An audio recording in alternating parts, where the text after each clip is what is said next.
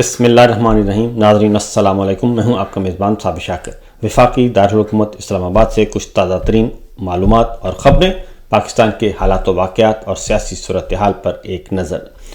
کل اڈیالہ جیل کے اندر اور باہر سارا دن جو کچھ ہوتا رہا، جو تماشا لگایا گیا سرکار کی طرف سے، اس کے بعد بخوبی اندازہ لگایا جا سکتا ہے کہ میں آپ کو ایک بات بڑے زور شور سے کہہ رہا ہوں کہ عمران خان صاحب پہ جو ملاقاتوں پر پابندی، محدود پابندی جو لگائی گئی ہے، اس کا واحد بنیادی مقصد صرف یہ ہے کہ عمران خان صاحب تک وہی باتیں پہنچیں یا وہی لوگ جائیں جن کو بریف کر کے بھیجا جائے، اور جو انڈیپینڈنٹ اوپینین رکھتے ہیں، جو عمران خان صاحب کی پالیسیوں کو سمجھتے ہیں، جو عمران خان صاحب کی پالیسیوں کو ان کی سوچ کے مطابق آگے بڑھانا چاہتے ہیں، ان کی ملاقاتوں کو محدود کر دیا جائے۔ اور اس کا بنیادی مقصد صرف ایک ہے کہ کسی بھی طریقے سے عمران خان صاحب کو راضی کیا جا سکے کہ معاملات طے کر لیں۔ تو بہرحال کل یہی کچھ ہوا، اور کل بھی ایسا ہی ہوا، کیونکہ میں متعدد ایسے رہنماؤں سے، ایسے لوگوں سے ٹیلی فون پہ بات کر چکا ہوں، اور کبھی کبھار ملاقات بھی ہو جاتی ہے، جو بتاتے ہیں کہ ہم اڈیالہ جیل کے اندر جب جاتے ہیں تو ہمیں جانے کے پہلے بھی اور جانے کے بعد بھی ہمیں تنگ کیا جاتا ہے، پوچھا جاتا ہے طریقوں سے، مختلف طریقوں سے، حربوں سے پوچھا جاتا ہے کہ کیا بات ہوئی، اور اس لیے ہم بڑے محتاط ہو کے اندر گفتگو کرتے ہیں۔ انڈیپینڈنٹلی کوئی بات ہم کھل کر نہیں کر سکتے، اور جو بات ہم نے خاص طور پہ کرنی ہوتی ہے، بہت ہی رازداری میں رکھنی ہوتی ہے، وہ پھر ہم بولتے نہیں ہیں۔ اس کا پھر کوئی اور طریقہ انہوں نے بتایا کہ کوئی اور طریقے ہم نے رکھے ہوئے ہیں، کسی اور طریقے سے ہم کنوے کرتے ہیں، پھر بات سنتے ہیں۔ اور اب عمران خان صاحب بھی تقریباً 2 سال ہونے کو ہیں، تو عمران خان صاحب کو بھی اندازہ ہو گیا ہے کہ کس اشارے کا کیا مطلب ہے۔ اس لیے اس کی وجہ یہ ہے، انہوں نے بتایا کہ ظاہر ہے، آپ کو بھی پتہ ہے، ہمیں بھی پتہ ہے کہ اندر جس کانفرنس روم میں، جس کو کانفرنس روم کہا جاتا ہے، وہ بنیادی طور پہ بہت ہی حساس ترین آلات لگائے ہوئے ہیں، اور وہاں پہ جہاں بیٹھے ہوتے ہیں وہاں پہ بھی گفتگو، جتنی بھی گفتگو کی جاتی ہے وہ سنی جا سکتی ہے، وہ ریکارڈ ہوتی ہے۔ اس لیے جتنے بھی لوگ آج کل جا رہے ہیں، خاص طور پہ پچھلے 4 ہفتوں سے جب سے ملاقاتوں پر پابندی لگی ہوئی ہے، جو لوگ جاتے ہیں ملاقات کرنے کے لیے، جن کو اجازت ہوتی ہے، جیل کے دروازے کھولے جاتے ہیں، ان کو بریف کر کے بھیجا جاتا ہے، اور کہا جاتا ہے کہ اس کے علاوہ آپ نے کوئی بات نہیں کرنی، اور عمران خان صاحب کے ذہن میں یہ بات بٹھانی ہے، ہیمبرنگ کرنا جسے کہتے ہیں نا، کہ یہ کام آپ نے کرنا ہے۔ لہذا وہ بھی مجبور ہیں، اور وہ جاتے ہیں، جا کے وہی بات کرتے ہیں، اور ظاہر ہے کوئی انڈیپینڈنٹ آدمی جائے، اور وہ لوگ جو پاکستان تحریک انصاف کے چیئرمین عمران خان کی سوچ کو آگے بڑھانا چاہتے ہیں، ان کی فلسفی کو، ان کے نظریے کو، ان کے جو مقاصد ہیں ان کو اچیو کرنا چاہتے ہیں، ان کو آج کل نگلیکٹ کیا جا رہا ہے، ڈسکریج کیا جا رہا ہے، جیل کے دروازے ان کے لیے نہیں کھلتے۔ اس لیے ہائی کورٹس کے احکامات کو بھی پامال کیا جا رہا ہے، اور جیل قوانین کو بھی ملحوظ خاطر نہیں رکھا جا رہا۔ تو یہی وجہ ہے، کیونکہ متعدد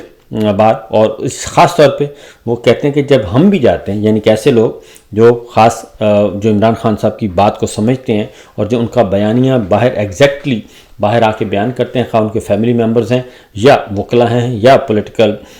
لیڈر ہیں، وہ کہتے ہیں کہ جب ہم اندر جاتے ہیں تو ہم بھی اس طریقے سے بات کرتے ہیں کہ کیمرہ جو ہے، جو کرنل صاحب واچ کر رہے ہوتے ہیں، ان تک وہ بات نہ پہنچے۔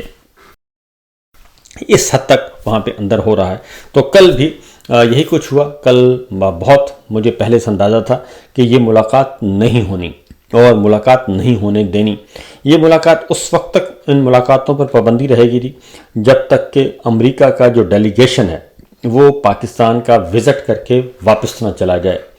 جب تک وہ آئے گا، وہ وزٹ کرے گا، اور ہو سکتا ہے، کیونکہ وہ کہہ رہے ہیں کہ ہم نے عمران خان صاحب سے ملنا ہے، تو لہٰذا اس وقت تک عمران خان صاحب کی ملاقاتیں محدود رہیں گی، اور ان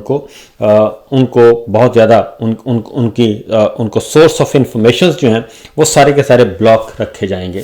تو اس کی وجہ صرف ایک ہی ہے کہ کسی بھی طریقے سے عمران خان کے ساتھ اپنی ٹرم اینڈ کنڈیشنز پہ ہماری جو ملٹری لیڈرشپ ہے وہ بات چیت کر لے۔ تو کل ایسا ہی ہوا، کل وکلا کو بھی گرفتار کیا گیا،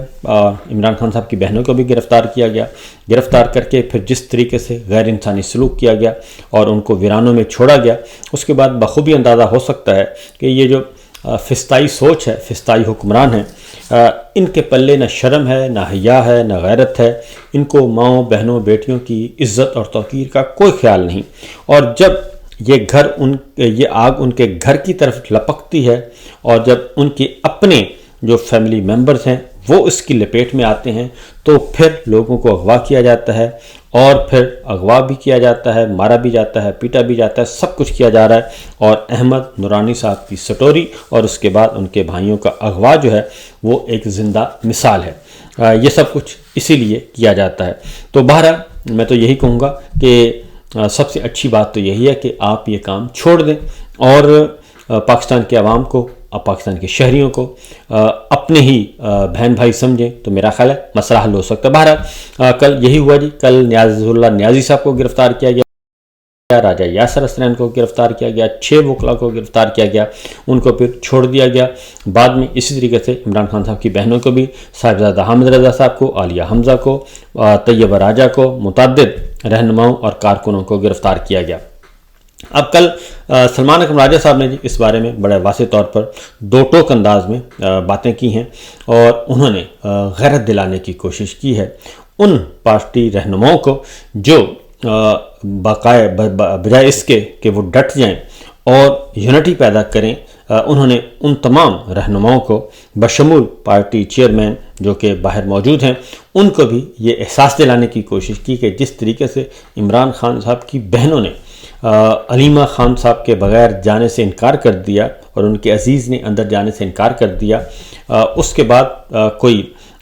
سمجھ نہیں سی کہ کوئی ایک لیڈر جاتا اور جا کے اپنی مرضی سے مل لیتا، کیونکہ جو لسٹ دی گئی تھی ان کو ملاقات کرنے کی اجازت نہیں دی گئی۔ لیکن ایک بات میں آپ کو بتا دوں کہ عمران خان صاحب تک وہ تمام گفتگو جو ہے وہ پہنچ چکی ہے، جو ان ایکچوئل جو سٹوریز ہیں وہ پہنچ چکی ہیں، اور وہ کس ذریعے سے پہنچی وہ بھی میں آپ کو بتا نہیں سکتا بہرحال، کیونکہ وہ اگر بتا دیا تو پھر وہ بھی سورس جو ہے اس کو وہ چینل بھی ختم کر دیا جائے گا۔ لیکن بہرحال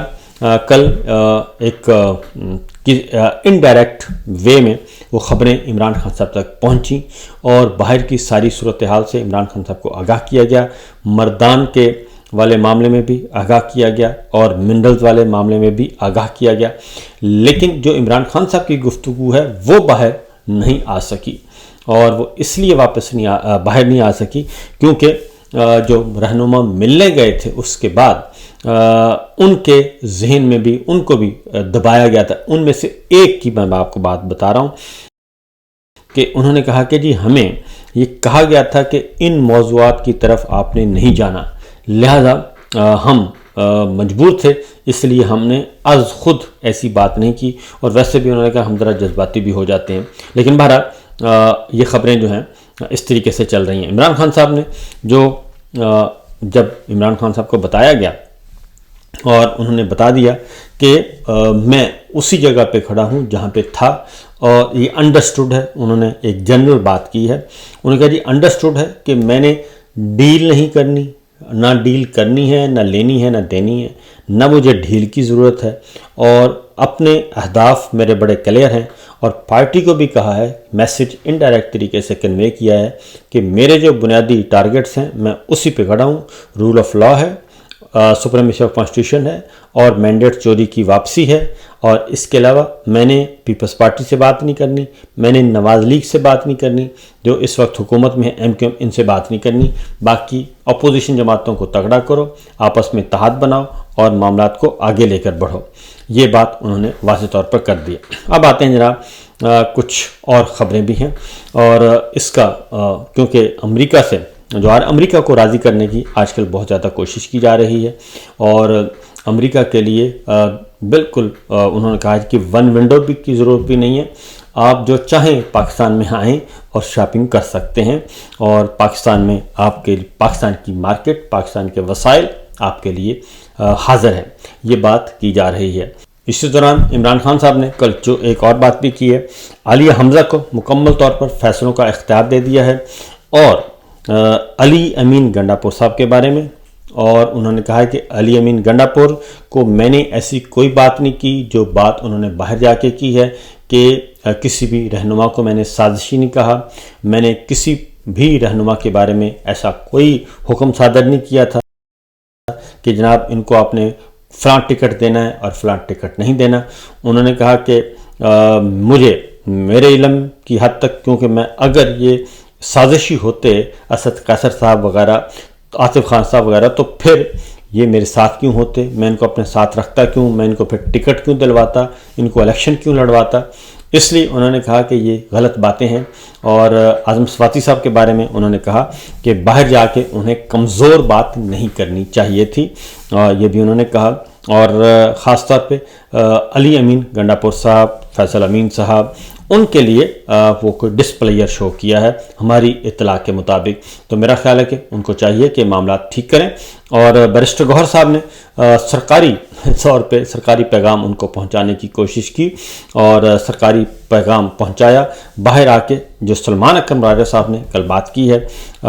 وہ کافی جاندار بات ہے، اور انہوں نے ذرا ضمیر کو جھنجھوڑنے کی کوشش کی ہے، کیونکہ اس وقت پاکستان کہ عوام جو ہیں وہ پاکستان تحریک انصاف کی جو قیادت ہے باہر، اس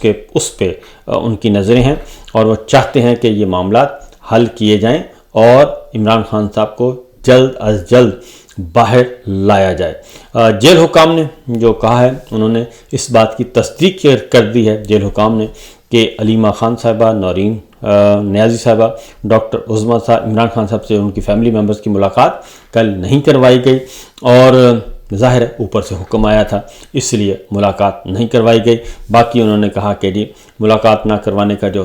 یہ ہے پروپیگنڈا کیا جا رہا ہے، حالانکہ پروپیگنڈا نہیں ہے، بالکل سب کچھ حقیقت ہے، لیکن ایک بات سامنے آ گئی ہے کہ اس رجیم کے پلے کچھ نہیں ہے، اور یہ رجیم جو ہے ابھی بھی پریشان حال ہے، اور ان کو اندازہ نہیں کہ یہ کس طرف جا رہے ہیں۔ اب ایک اور خبر لے لیں جی،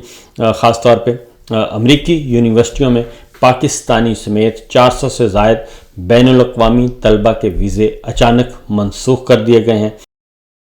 ان میں پاکستانی طلبہ شامل ہیں جی، اور اس میں مسلم ممالک کے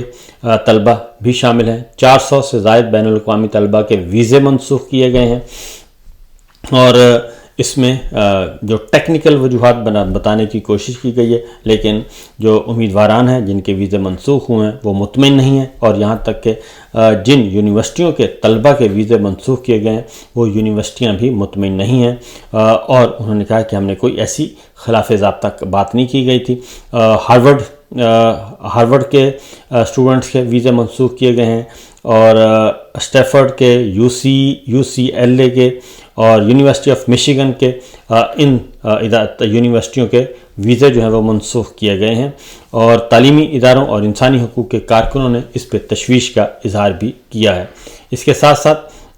امریکہ